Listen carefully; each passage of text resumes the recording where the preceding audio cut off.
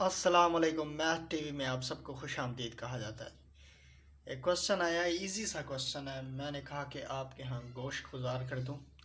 पढ़ लेते हैं जी।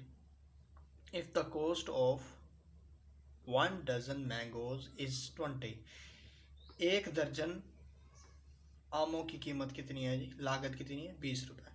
What is the cost of 3/1/2 dozen mangoes, यानी 3.5 जो डज़न यानी दर्जन है आम, उनकी कीमत कितनी होगी जी?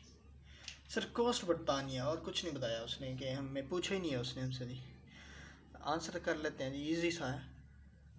ठीक है जी। 1 डज़न मैंगोज, 1 डज़न कितनों के बराबर होता है जी? 1 डज़न 12 मैंगोज। कितनी कीमत है जी? कॉस्ट कितनी है? 20। अब हमसे पूछ रहा है कॉस्ट ऑफ, अब 3/1/2 डज़न वो कितनों के बराबर होता है जी? 3.5।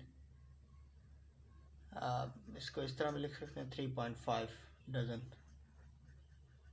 ठीक है जी। तो अब कॉस्ट फिर वो हमसे पूछ रहा है, तो कॉस्ट बता देते हैं जी। कॉस्ट कितनी है? 3.5। तो इसको निकालने के लिए क्या करेंगे जी?